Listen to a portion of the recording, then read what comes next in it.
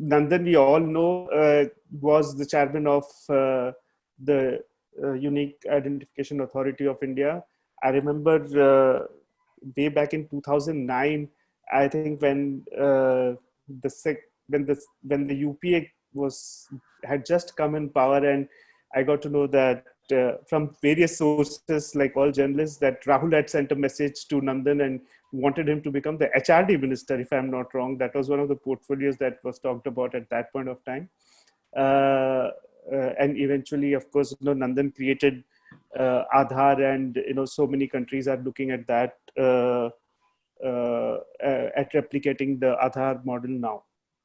Nandan, thank you so much. Nandan, if I might just start with the current issue, which is COVID, and we are almost 6 months into the outbreak of the pandemic, and one of the things, that numbers are showing some encouraging signs, in the sense they have really slowed down.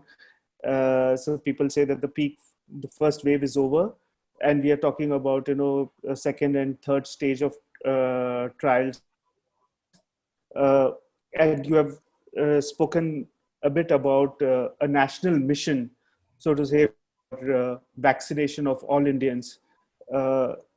As we look at vaccination, and then we understand that the Prime Minister himself is taking several meetings on vaccination. So what are the missing gaps that you see now which need to be plugged? Well, I can speak for what I'm proposing, which is really, I think the vaccination is going to be a huge, huge mission. I mean, just to give you an idea of the scale of the challenge, we've developed the Aadhaar enrollment system to do 1.5 million enrollments a day. And it took us 5.5 years for India to reach 1 billion people with an Aadhaar number. Here, we have to vaccinate the entire population in 2 years, which means we have to reach 1.3 billion people in 2 years. And assuming that it's a dual dose vaccine, that's 2.6 vaccinations in 2 years, or 1.3 billion vaccinations a year. That's more than 100 million vaccinations a month, which is more than 3 million a day. So I think this is a scale challenge that is unprecedented in our history. And therefore, thinking through the infrastructure and the architecture of doing that is very important, which is why I have been recommending that we should design a system that can do 10 million vaccinations a day across the length and breadth of the country, but all unified by a common digital backbone, so that every person going for a vaccination gets the same experience and the same information is recorded and so on. So it's basically bringing population scale approach that we use in Aadhaar to a new issue, which is in fact in many ways much more complicated, which is vaccination. So given the structure that we have now, the status of our public health infrastructure that we have, which is, of course, the government has tried to ramp up over the last 6 months, with the kind of national lockdown. There is need for a huge private sector participation in this. Well, I think that first of all, India has a terrific record in vaccination for children and pregnant mothers. So, we have a child immunization program. We have done a great job with polio and so on. But we have really no experience of adult vaccination. And the bulk of what we have to do in this is COVID is adult vaccination. Whereas in America, for example, flu vaccines are very common. About half the population of the US takes a flu vaccine every year. So they have 330 million people, and they do about 165 million flu vaccinations. And this year they're planning 200 million flu vaccinations. And they do it through offices in their office, or they do it through a pharmacy or doctors. So they already have an infrastructure for adult vaccination at scale. As I said, they're planning 200 million this year. So for them to roll out a COVID vaccine on top of that is not so difficult. Our challenge is we don't really have an adult vaccination system at all. And therefore, we'll have to build it from the beginning. Because if you load the COVID vaccination on our current infrastructure, not only it'll be a huge overload, it could actually end up our babies not getting immunized because of the diversion of those people to doing COVID vaccination. So my recommendation is create a completely new COVID vaccination channel with 200,000 people who do vaccination. And of course, some of the current people can also participate, but we'll have to invest in creating a new infrastructure for vaccination at scale. Nandan, if you, it would be great if you could just summarize the proposal for us, like what exactly stepwise. I think that is something which Sure. which should be kind of Yeah. very informative. Okay, so my suggestion is we create a platform to do about 8 to 10 million vaccinations a day. This will be done by authorized vaccinators. So we will have a training system to train 200,000 people to become authorized vaccinators on how to vaccinate, how to explain people about side effects, how to make people comfortable with the vaccination, because many people are vaccine hesitant. And only certified vaccinators can participate in this. And there will be a network of public and private vaccination centers. So it could be government sponsored, or it could be a hospital or a corporate or a pharmacy. It doesn't matter. But all of them use the same application technology. So there'll be an app on a PC or a smartphone, and I can take an appointment and go for a vaccination. I'll give my name, do an Aadhaar authentication to confirm that I'm the person, do the vaccination, record the name of the person, name of the vaccinator, which vaccine was used, what time, date, location, etc. And that would then be sent in a real-time way and to a location, to on somewhere on the cloud, and then it will send back a digital certificate to me saying that I've been vaccinated. Because in the COVID vaccine, it is not only important that I am vaccinated, it's also important that you know that I'm vaccinated. So I need to have some kind of a credential to prove to you that I'm vaccinated. And therefore, everybody will get a digital certificate. And the international health regulations already provide for the concept of a vaccine certificate. For example, if you go to Africa, you would get a yellow fever vaccine. Yeah. You would show it when you land in Nairobi or something. So we would essentially create a digital version of that. So everyone who gets vaccinated gets a digital certificate which proves that he has been vaccinated, which he can show when he goes for a job interview or goes to the airport or station or bus stand or whatever. So idea is that you generate, an immediate digital certificate for everyone. Now, if it's a 2-dose vaccine, then you generate a provisional digital certificate the first time, and after 3 weeks or whatever is the time duration, you send a reminder by email or SMS for that person to come and get the second vaccine. And when they do that, then they will get the final certificate. And if the immunization is going to be limited, because we don't know how long is the immunity of these vaccines, it may be 6 months, maybe 2 years, then you also need to send a reminder at the end of 6 months to that person to say, come back and get your vaccine refreshed. So all this requires, sophisticated technology to do it at billion scale.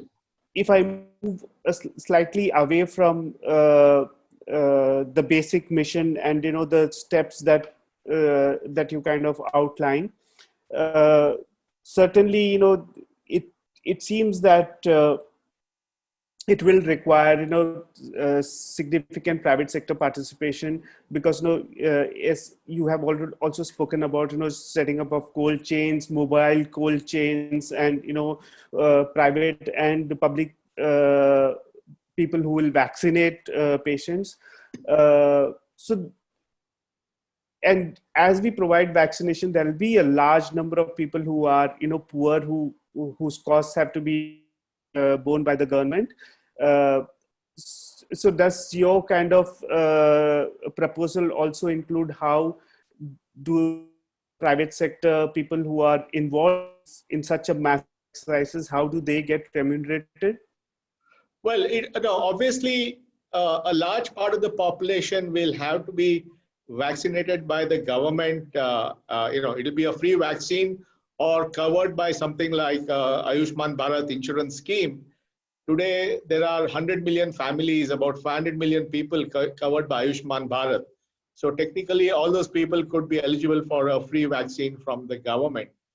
But the private companies should pay for their own employees. I don't see why government should fund private companies' employees. So companies can all get together and say, we will vaccinate our employees and the family members of our employees and our supply chain, our security people, our drivers, and so on. Yeah. So there's a way that, so we'll have to divide up this thing, government funding for the vulnerable and those who are already covered by government insurance programs, private sector funding for their employees and associates, and perhaps philanthropic funding for the rest from philanthropy and CSR. So we have to think through the, the three models, private sector funding, government funding, and CSR philanthropic funding. Right. So if you think about the vaccines, there are going to be three phases. The first phase is there will be a vaccine shortage. So assume that the first half of 2021, there will be a vaccine shortage, at which point the government will rightfully say that we will allocate all the vaccines based on the priority for people who are vulnerable, old, or health workers, or essential services like the police, and so on. In the second phase, you would have vaccine adequacy, which means that you can start bringing in the private sector to start vaccinating. And the third phase by 2022, I believe we'll actually have a vaccine surplus, because there'll be so many vaccines coming and all of them producing in the hundreds of millions, that then we can pick and choose which vaccine and make it happen. So 6 months of vaccine shortage, 6 months of vaccine adequacy, 6 months of vaccine surplus. So whatever we design should be designed for this kind of situation. Also, the proposal that I'm making, it is a vaccine agnostic system. What it means is, I'm not really saying, not anticipating which vaccine will work, because we don't know which vaccines will actually scale up, which vaccines will be safe, which vaccines will be efficacious. We don't know all that. So whatever I'm suggesting is that the vaccines themselves may change based on data. So it's a vaccine agnostic 10 million a day system that is the proposal that we are making. Yeah. Nandan, I came across at least two Government of India secretaries telling me about the proposal that you elucidated, and so has the government also been in touch with you about taking it forward? About are they consulting with you? Are they taking your ideas? Has there been any talk with the government? Well, I did make a presentation to a set of senior officials, and they appreciated the ideas, and hopefully they will implement whatever they feel is fit. If like Aadhaar, if you are given an opportunity to take charge of this project, would you take charge? No, I'm happy. I'm in Bangalore. I'm fine. I'm not looking for a job, actually. I'm not that. I think it's the kind of the scale of the project, and because it would require, tremendous implementation regimen and skills. Yeah, but I think first of all, it doesn't need me as such, but there were at least 10-20 people at senior levels of government when we did Aadhaar who are now and many of them are now at the secretary level in government. So there are enough people who actually worked with me on Aadhaar who are right now in government, and perhaps they could be roped in for this. Yeah. May I ask Harish to ask a question? Harish Damodaran? Yeah. Hi, Nandan. Hi, Harish. How are you? Yeah. This architecture which you are proposing, this framework, can we use it even for, say, I should not be, say for FMD vaccine for, cattle, brucellosis, because there again, the government is talking in terms of some 30 crore bovines, some 20 crore goats.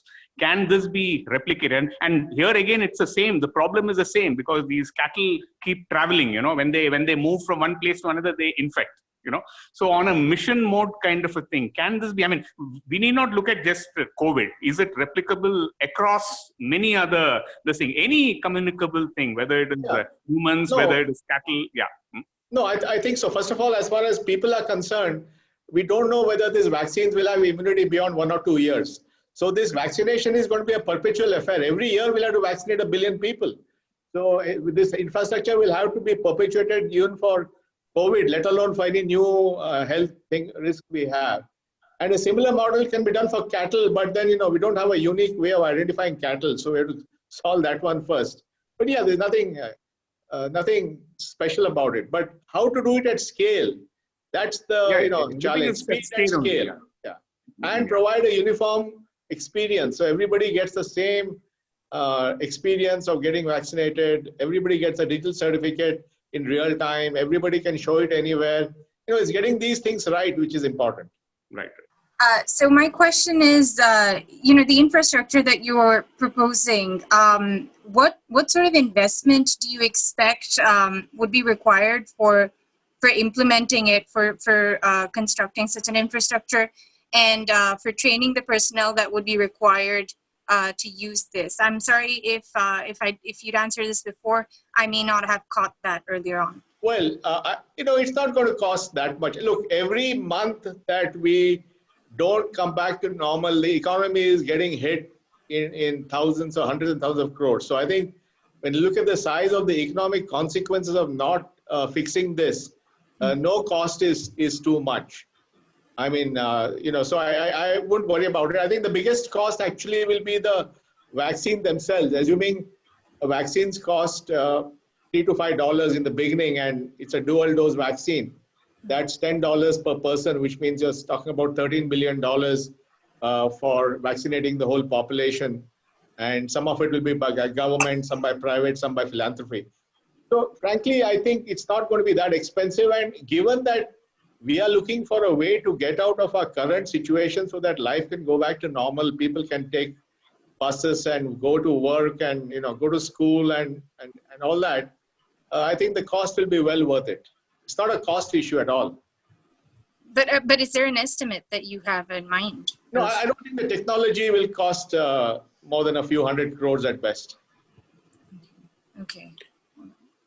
Nandan, do you see, the shift in the global service delivery models, post the pandemic, because, from what I speak with several people in the IT industry, do you think, given also the H-1B kind of restraints that are being put by the US, do you see extreme offshoring as an option, which as something which would kind of automatically get expedited? Also, earlier too, we were too dependent on visas, be it H1, L1, etc. Do you see locations mattering as much as they did before? Also, what does it mean for, say, companies like Infosys and others? Well, I think there are two things that are going to happen. One is most companies are localizing, which means that they're hiring local people. And you would have noticed recently that Infosys announced that they're going to hire 12,000 more people in the US in the next 2-3 years, on top of the 13,000 they've hired already. So it's a total of 25,000. So I think local hiring is going to be a big thing. And second thing is, there'll be a lot of offshoring happening at the same time. So it's going to be a combination of more offshoring and local hiring.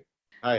My question is basically about this health card that has been proposed, and apparently it is to be rolled out in the next year, 2021.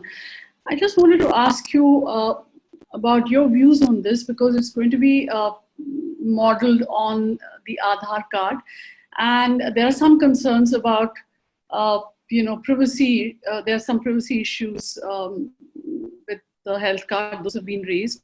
So how do you see this? I mean, does it kind of duplicate some of what Aadhaar is? Is it actually necessary? Would you be able to tell us? No, I question whether Aadhaar was necessary or... No, the health card, the health card. Yeah, so look, I think the proposal is to have a unique digital health ID, and it's different from the Aadhaar actually. It's a different ID, and to have electronic health records, and I think it'll have to have the same privacy requirements of any other information that you have. But the important thing is that India has an architecture of data empowerment where people have access to their own records. So the whole idea would be that a person will have electronic health records which they can pull up whenever they want, from whether it's from the doctor or the pharmacy or the diagnostics chain or the ECG machine or whatever. So I think it's a very powerful thing, and obviously all the necessary safeguards on privacy, security, encryption need to be followed. Nandan, so this is something which I've always wondered, and I thought, now that you are captive, let me put this to you. It's been 4 decades of Indian IT industry, and in all these 4 decades, we haven't really seen, say, a Google or a Facebook out of India.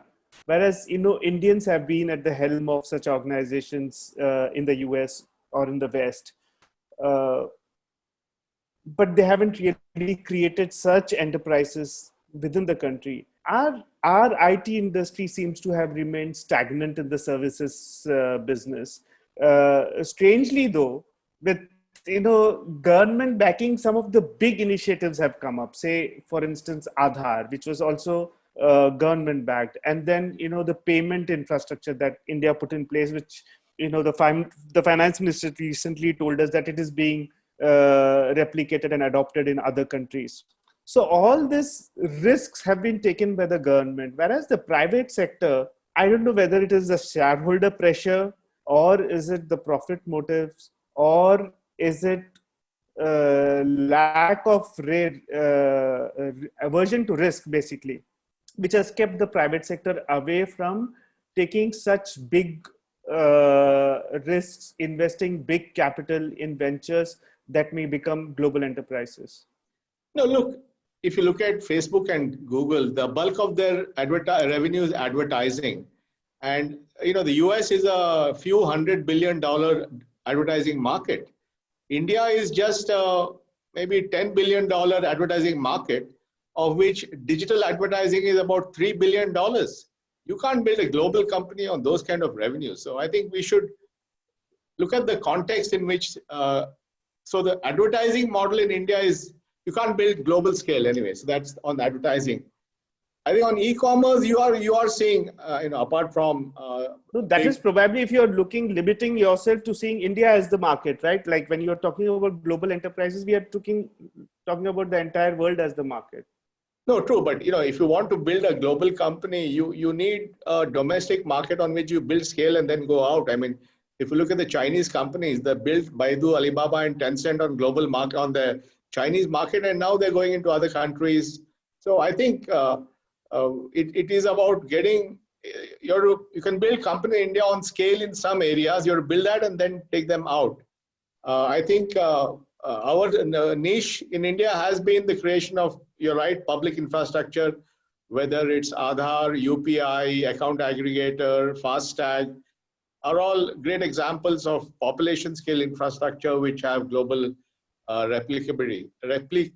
But I think I don't see how you can build an advertising global giant from India. It's difficult to visualize how you would do that. Maybe somebody, but I think at the same time, maybe I don't have the imagination to do it. I mean, who would have thought that TikTok would come from nowhere and become such a powerful consumer product? So I think it's a great achievement that they came out of China and created a global consumer product which is so popular. So I think maybe I can't imagine it. That's all. It's just it's an unknown for me. Again, a related question to what Vaidhi had asked. The fact that Indian IT industry has been a remarkable success story post-liberalization, but in these 30 years, we've essentially restricted all the companies, not just Infosys, to the back-end IT support system largely. No, I think you don't fully understand what the IT industry does. It does very, very sophisticated global transformation work. And it has built a $190 billion industry on that. I think we should not trivialize that. It's very sophisticated work. It's advanced work in cloud or AI or whatever it is. So it is pretty difficult stuff, not just back office. But given these few examples that we have, Mechanical maybe one of them, but the lack of those sort of products in a consumer end interface, does that put the kind of products that we have on offer, is it more susceptible to newer technologies that are coming in AI, for instance, or something that is replicable? Is there a chance that can then be taken over by by machine learning or advanced systems the kind of stuff that we're doing at this point in time. See, India has built a category of B2B business. It's not a B2C business. So and B2B business as big as B2C. So it's not like by not doing it, it's not that you're doing something less. You're just doing a different market segment. And yes, automation and AI is going to dramatically change the industry. But I'm quite comfortable that Indian IT will respond to that challenge. Because even when you have AI and automation, you still need to do a lot of other things. So it's about constantly morphing yourself to address the new opportunities in the global market.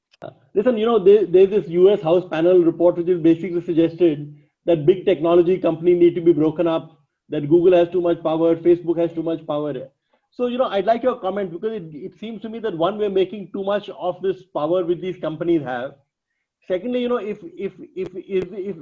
talked about TikTok coming in from nowhere and taking a big market. So actually, it would appear to me that the solution is also in technology companies coming and taking the markets away. So it seems to be a static view that, these companies have come, they have monopolies and they'll remain like that for the next 100 years. Thirdly, if that is the solution, is the solution being that every 5 or 10 years we break up a tech company? Then where does the innovation, where does the R&D happen from? No, I think I want your views on it.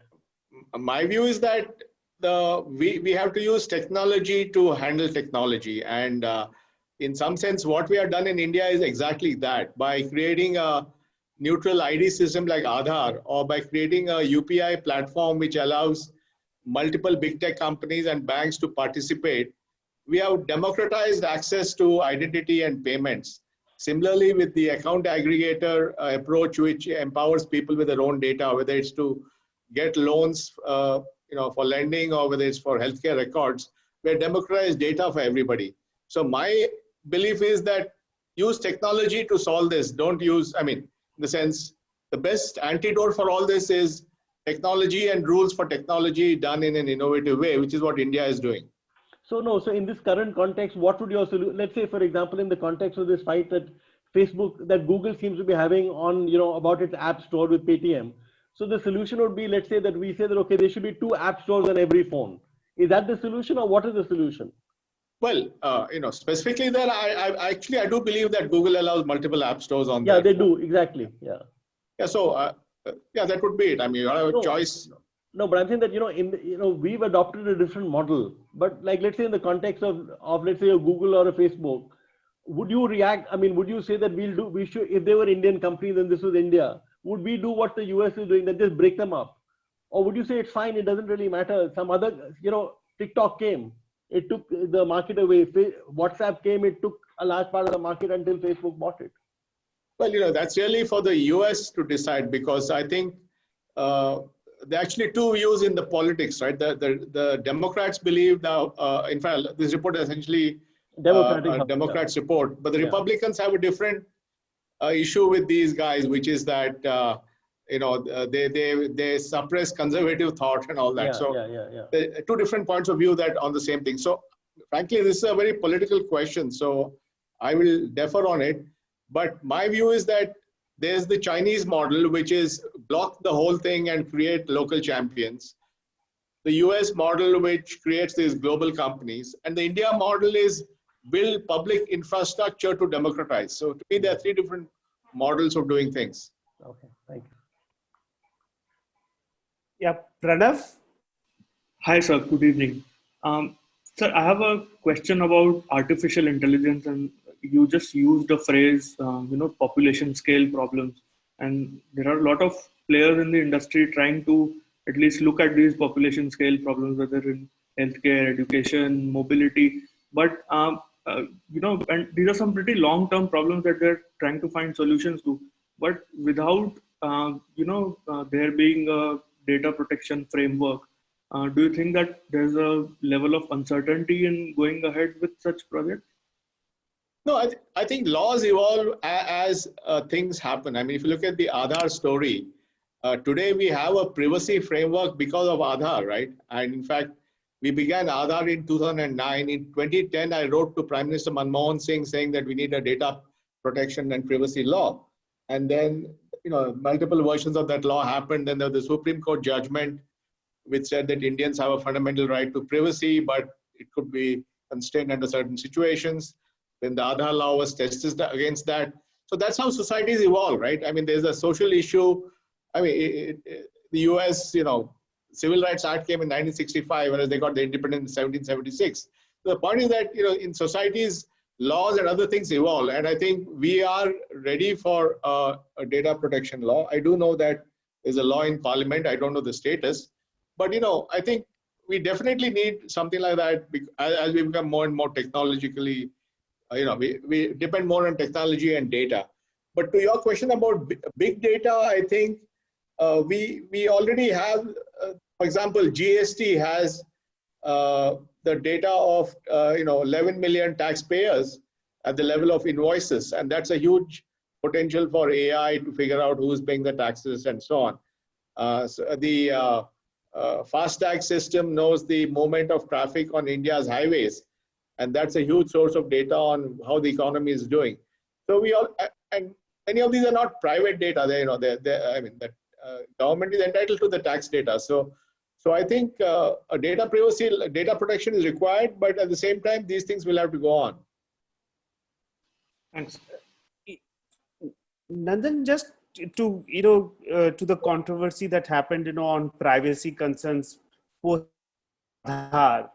So do you see that a lot of this was uninformed? Do you think that privacy kind of doesn't really take away from the benefits that Aadhaar offers in terms of say DBTs, in terms of JAM, in terms of all the other things that the government putting it to you?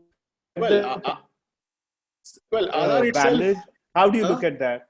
No, look, Aadhaar itself has met the test of privacy. I mean, you had a fundamental right to privacy by a large bench, and Aadhaar was upheld against that. So I think Aadhaar does not have a privacy issue at all. And in fact, the benefits have been huge. I mean, 1.25 billion people are able to digitally authenticate themselves. They can do a KYC and get an instant bank account or a mobile phone. During the COVID crisis, the Aadhaar-enabled payment system allowed more than 150 million people in villages to withdraw money with Aadhaar. I mean, these are huge benefits that we have got from this technology. And I think the good thing was that it helped to clarify India's position on privacy, and it helped to,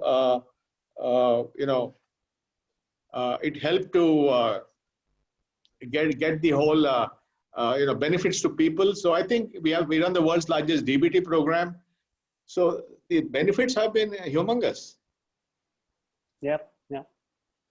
So Nandan, if I just take you back, to 2000, a few months after 2008, the big crisis that the global financial crisis, you spoke about the ideas of India, the ideas that have arrived, that are in conflict, that are still in progress, and some which are in anticipation. So in 2020, can you just push the refresh button for us? Well, I mean, that continues. I mean, I was trying to use a conceptual framework of where we are. So I think the framework stands. Obviously, in some areas we've made tremendous progress. In some areas we could make more progress. So I think that it's not a clear open and shut case either way. So what would be the next big leap for India? Do you think that retail could be one? FDI in retail? Yeah, no, I really feel the big thing is how do we democratize access? My entire work for the last decade is on democratizing access. So identity for all was to make sure everybody had access to identity. Developing a high volume, low cost payment system was so that everybody had access to digital payments at low cost. Anybody who is using a phone or not a phone can get it. The data empowerment story is how even people who have no money but have data can use the data to improve their lives. So to my mind, the big thing in India is we have to take things away from benefiting a small set of people and take it to 1 billion people. And that's how, to me, that's how progress is going to happen. So my work has always been about how do we democratize, for example, credit.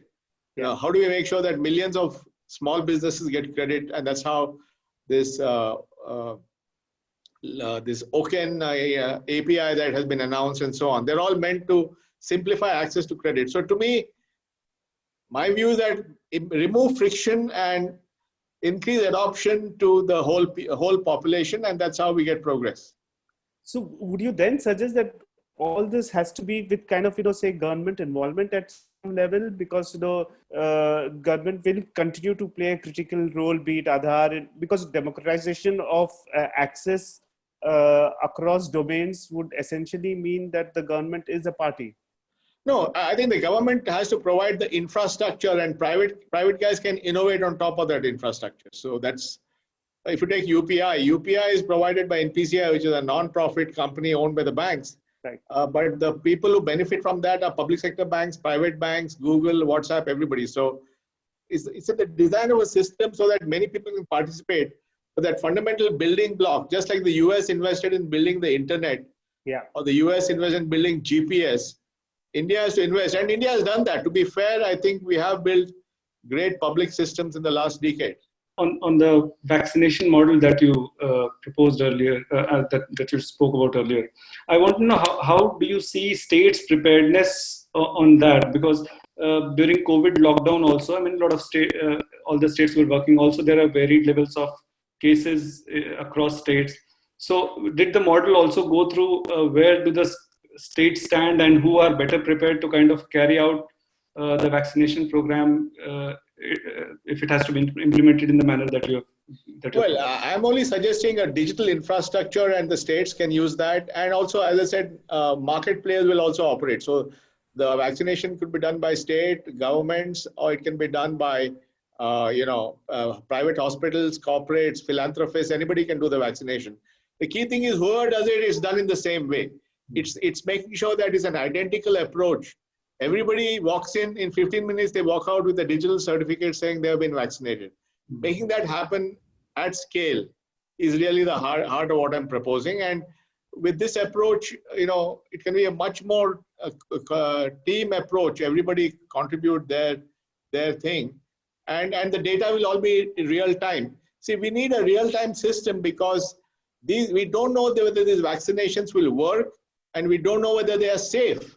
There are going to be many vaccines that will get emergency authorization without the full trials. So we may find some vaccines at scale may have unexpected and unacceptable side effects. And therefore, we need to capture in real time those side effects so that if the vaccine is not doing well, we can stop using it. That's why I'm saying this whole thing has to be thought through as a digital platform at population scale.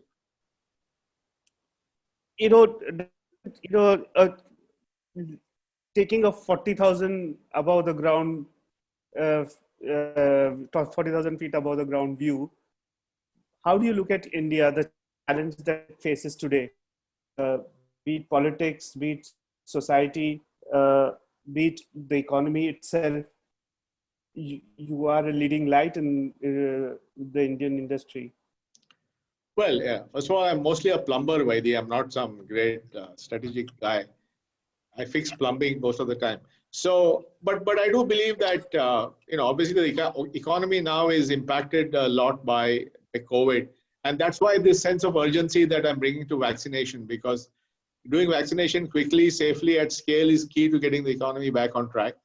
And I believe that if some of the digital proposals that we are making, like OCEN for lending and so on, we can use them to revive the economy. So I think I'm a big believer that we need to use these new technologies to get benefits at scale on lending or healthcare, or even if you look at what the government is doing today with the PM e-Vidya program, the entire technology is now rolled out in all the states. And there's a massive effort to provide education on a digital way. So I think if we can deliver education, health, and all the financial services, to me, that's how I think about it. I'm not really getting into the whole big picture stuff that you guys do. On politics and on society? No, I told you I'm just a plumber. Arvind Subramaniam popularized a phrase, stigmatized capitalism. A new trend, which if you have seen, you know it better than us, is stigmatized digital ecosystem. The issue started with the concerns around privacy, then disinformation campaigns, fake profiles, and those kind of things have now become a popular narrative. So as a player in a digital economy, how do you see, how does the digital economy respond to this criticism that stigmatized digital? Because it will ultimately affect, like one model that you say that you are trying to propagate in India is democratization of digital infrastructure. It's just those concerns that, let's say, if you want to democratize credit, that 30,000 loan, that the creditor, if he wants to access like my power bills and my BSNL bills, he cannot access because of there is stigma that data sharing may be misused by the corporate. So that's because of the apprehension about stigmatized digital world, that there are frictions in further democratizing this digital infrastructure. So as a player, how do you respond to these new concerns on stigmatized digital world? No, first of all, look, obviously there's a whole issue of fake news, misinformation on social media, and I don't think I can solve that. But the way we are looking at this democratizing of credit is, you are in charge of your data. So if you want a loan, then you will take your electricity bills or you will take your invoices and give it to the lender. It's a choice that you make, because otherwise, if there's no other way that you can get a loan, if you can get a loan faster, cheaper like this, then you would use your data. So it's all based on the people's consent. It's all people using the data. Unlike what's happening in the social media, it's all, it's quite chaotic. But here it's based on you agreeing to give your data to somebody else. That's the whole idea of the consent architecture that we have, where people choose to give their data to somebody to get a benefit. So they choose to give the health records to a doctor to get a second opinion. They choose to take the invoices and give it to a lender to get a cheaper loan. They choose to get the degree certificates to an employer to get a job. So you use your data to get something. So it's entirely driven. It's a power is in your hands. One thing, Nandan, I think if I'm, it's a taking cue from what Ravish said, how, say, one part of it is, of course, fake news, disinformation, propaganda on the internet through social media platforms. So this, as a digital player and as, somebody who thinks about it all the time, of how, say, democratization of platforms for larger public good. When such platforms are weaponized by big sections of the polity for instance, for spreading hate, so of course it will be very difficult for anybody to intervene and do what. I'm not sure, like I'm not a technologist or I'm not a policy guy to think about it, but what do you think, what can governments do? What can technology players do? Because right now, a lot of blame is also placed on the technology platforms themselves, like the Facebook or the Insta or the Twitter, because they are very selective and they do it much for, say, PR than for, say, real effective control of such hate or taking away of such content. How do you look at this? Because, this has become a very dominant feature in Indian society today. Well, I mean, the roots of that go back to the fact that the internet companies did not have any consequential liability, intermediary liability for what is on the platform, because Section 230 of the Communication Decency Act of 1996 in the US essentially said that they would not be liable. And so the seed of this is in that. And at least the US, they're now looking at whether they need to do something about it and bring in some kind of liabilities. And perhaps we have to think about a framework where people are responsible for the content on their platforms. Yeah, but say ab initio, when if that is the thought which kind of originated from the US of say no consequential liability of content on platforms of social media companies, then it is a zero-sum game. These companies get scot-free and they don't have any liability, and this will keep happening. So when we are looking at having such a law in India, do you think the draft at present kind of takes care of those concerns? Well, I have not really seen the draft, but look, there's a delicate issue between, free speech, censorship, and, making sure that we don't have bad stuff on the net. So I think we need to have some rules. Now, whether the rules that are being proposed are the right ones, I don't know. But you would think that there should be some rules. Yeah, I think there should be some kind of framework of what is acceptable or unacceptable at abroad. I mean, you have it for you guys. I mean, newspapers are liable, newspapers are responsible. So you can have if not the same model we have for media, we can have some model, equivalent model for this internet stuff. Apart from state, there are other issues that comes up is about nationalism. And the nationalism has come to a situation where now we are fragmenting internet. What India has done, banning several Chinese apps. I mean, this fragmenting the internet. How do you see, as an internet economy guy, the Indian decision to block many of Chinese apps, and how do you think it's going to affect the Indian digital economy? Well, the thing is that with the internet becoming such a critical part of every society, I think the old model where there was essentially one internet for the whole world is now under threat. And I think you will see more of this where countries will choose to have their own rules, whether of the type you talked about, the apps, or about what should be the liability for social media. I think we are going to see, what people call the splinternet, where every country has a different system. I think that is going to become inevitable, because just like, the Chinese, for example, did not allow the big American companies to participate in their economy. They were Google or Facebook and so on.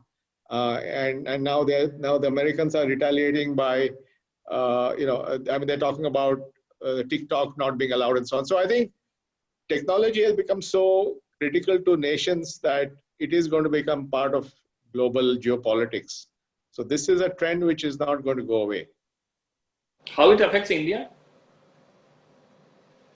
Well, there are many aspects to this, right? The one aspect is what do we do about content, and we talked about that. The other aspect is the banning of applications. The third aspect is what is the level of protection you provide domestic players. So there are many complex issues here, and I really don't know how it will all evolve in the end. While there have been a number of large-scale digital public projects, and you are proposing more. But, when implementation happens, we see a lot of glitches, like we saw in GST, and there were persisting glitches. You were summoned by council about those glitches, even after 3 years of the rollout. So where does that gap happen, and how does one resolve it in going ahead for such large-scale projects? Well, a lot of the issues are not just technology alone. It also boils down to the processes, the rules, and so on. So we have to, make sure that all those things are aligned. Doing any large, complex technology will have its challenges, and we have to address them. But if you want to, my point of view is that if you want to bring progress for the whole population, if you want to democratize access to education, health, credit, jobs, you have to leverage technology. There's no other way. And we have to think of a unique Indian model of technology, which is democratizing and data empowering, as opposed to what we saw elsewhere. So that's my point of view on this. We have, Nandan got back to Infosys in 2017, again as chairman. So what has happened to Nandan, the congressman? Is he in any way involved with Congress on any of the aspects? Any of the political? Well, after 2014, I have not been having any involvement in politics. I exited that, political space long back, 5-6 years back. Okay. So you're completely staying away, but you still continue to be a member of the Congress, are you? No, I'm not a member of any political party. Nandan, see, in this pandemic happened at a time of whatever digital access, whatever online education. Suppose we had this pandemic, say, about 20 years back. right? Wouldn't probably none of our children would have had access to education. It would have been actually a level playing field. Don't you think this access, selective access to online, to whatever, to smartphone, hasn't it accentuated? Actually, I mean, the digital is supposed to bridge the divide, but don't you think it has increased the divide? I mean, there are so many kids who have not been able to access education at all, whereas our kids have been able to access this thing. So probably digital has been a cause of, isn't it, of increasing the divide during this pandemic, isn't it? I mean, rural areas, no schools, nothing. I mean, no schools, no midday meals, no, you know, I mean, it's been terrible. I mean, if you look at it from their point of view, isn't it? Yeah. No, I think there's no doubt that having access to a technology, I mean, as they say, the K-shaped recovery, right? We have the guys who do work from home are able to do everything, and those who have jobs that involve meeting other people are not able to do their job. So that's definitely inequitable. But you know, at least we look at how the government is approaching this Diksha program. They are actually trying to make it as accessible as possible. They are trying to use television. They're using radio so that you're not dependent on devices. They are distributing worksheets to homes and collecting those worksheets back for people who don't have devices. So to the extent that they can, they are trying to make it much more universal. It's not just dependent on you having a phone. You know, you have been an investor in some companies as well. I want to understand that, you know, when it comes to Indian startups, is there, you know, we haven't seen one startup that has, you know, scaled to a global level, providing solutions globally. We have mostly been limited to solving India's problems. You know, and in that process, we have mostly ended up copying global startups, if I may use that word, you know, whether it's in e-commerce or if it's in mobility. Where did we fall behind in that, in, you know, trying to scale to a global level? Well, I think that's not totally correct. I mean, of course, the pandemic has changed everything. But pre-pandemic, you know, you had Paytm offering payments in Japan. You had Ola offering mobility in London and Australia and New Zealand. You had Oyo offering hotel services in China. So it's not correct to say that people have not gone global. They have gone global, but in today's environment, perhaps it's more difficult because of the pandemic. I think that the appetite is there. To me, the bigger issue is building profitable models, because I think when you look at the great companies of internet companies from the US and from China, they all maybe made losses in the beginning, but ultimately they became hugely profitable. So whether you look at Amazon or Facebook or Google in the US, or you look at Alibaba, Tencent, you know, Baidu in China, and now ByteDance, all these companies made huge revenues and huge profits, and that gave them the strength to do these things. So to me, more than going global is about building a business model where you make profits, and then you can always, you know, take your model and go out. If you talk to Indian startup players, they think that the Indian market, it's not as big. They don't count it beyond 100 million, despite our population, because they're looking at per capita income, and $2,000 per capita income is too small to assume a very deep market in India and to create products and services. How do you see this pandemic also further setting India behind? Don't you think it will set India behind in that trajectory? Because everybody's expecting that in 7 years, probably India will have $4,000 per capita, and probably then it will be a much viable startup market. No, I think if anything happens to delay the economic improvement of Indians, yes, it does have an impact on the startup market. But again, it depends on what your startup does. If your startup is catering to the top 50 million people in the country who have smartphones and do online e-commerce, then that's a limited market. But you know, that's why I keep talking about this democratization. If we can make everything accessible to everybody, then it also becomes a larger market. If you look at what happened in payments, today people who have smartphones can use UPI on the smartphone, and that's the reason why you have 1.8 billion transactions a month. But that's only maybe 100 to 150 million people who do that. And then we have another 300 million people who have feature phones. And the UPI works on that. So those people who have feature phones can use UPI on the feature phone. They don't need a smartphone. And for those people who don't have phones, they can use the Aadhaar enabled payment system where they just use the Aadhaar number and get their money. And that's exactly what happened in the pandemic. The Aadhaar enabled payment system did 400 million transactions in the months of May and June. And that benefit was actually people in villages withdrawing their DBT money. So that's why having system that everybody has access to, or even in the education, I talked about the fact that they want to combine smartphone delivery with radio delivery, with television delivery, with worksheets being distributed. So you have to think through all these things so that, and even for a startup business, you have to see how to expand the market of potential market. You have been in the top echelons of the company of your company for a very long time. Do you think there is a problem as far as India is concerned of founders sticking around in their companies for a very long time?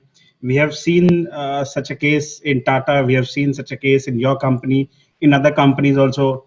And when you compare it to other global companies, where founders pass on the baton and maybe take up the role of mentors. Well, I think it varies from company to company. There's no particular pattern. Even in the US, there are many companies where there are founders in the 60s and 70s and 80s running it. So it's not like an Indian phenomenon. It's a global phenomenon. I think, there are pluses and minuses because founders also bring long-term thinking into any organization. And so I think I wouldn't see a pattern here. I think whatever pattern I see is global. There's nothing Indian about it. Sir, I have a question. A company of the scale of Infosys, which is aware of the latest happening in AI or machine learning, or has us aware of how the IT market is developing. I know you've said earlier that platforms like TikTok, India does not have a digital advertising market. But just on a conceptual level, what has stopped a company of the scale of Infosys of creating huge digital infrastructures for the, just take TikTok, for instance. It created a storm all across the world. People used it for whatnot.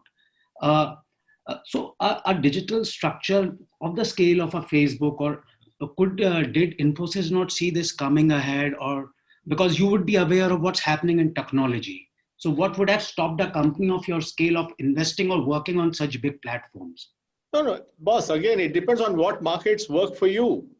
I mean, ByteDance makes $2 billion of profits in China. That's how they're able to afford having TikTok in the US. We don't have everything finally depends on whether what works for you as a company or what works for you as a country.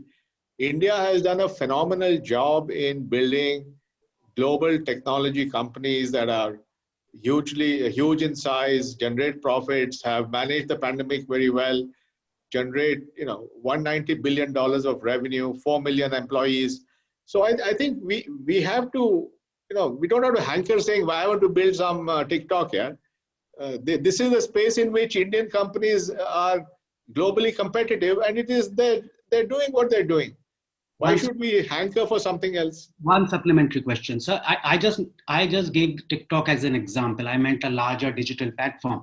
For instance, Bharti Airtel ventured out of India, went into Africa, invested in mobile payments, which became a rage there. You yourself and one of the first companies to get listed in NYSE. So companies have crossed those barriers in the past as well. You have yourself done by going ahead, listing in NYSE.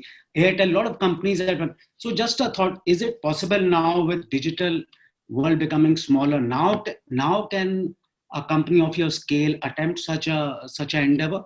No, I don't know what you want us to do, but Infosys is a company with 240,000 people in 40 countries, 65 subsidiaries, doing some amazingly sophisticated work. I don't know what else you want them to do. I'm not clear to me.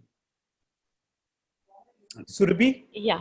Hi, sir. Surabhi this side. So I've been speaking to a lot of founders of a lot of startups, digital startups, and who are creating specifically products in India, a lot of them are they focus on the second, the and third tier cities, and regional languages when they're creating products. They don't really have the English speaking urban consumer in mind. Do you think that's a correct approach?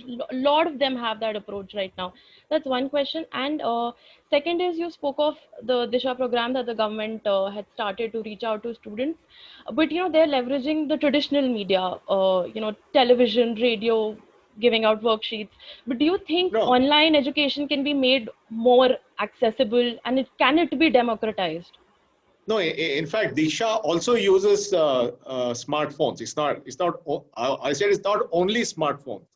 It's smartphones plus radio plus TV plus worksheet, so that different people, even those who don't have access to technology, get access to education. So it is equally well using online stuff.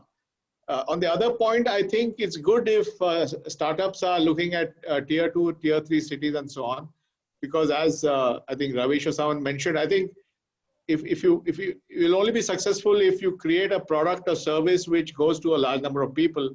So you have to make 500 million people your customers and not 50 million. So that if they have ideas like that, it's very, very good.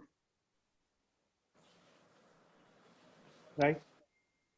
Thank you so much, Nandan. We'll stick to the 1 hour schedule that you time slot that you gave us. Thanks for being with us.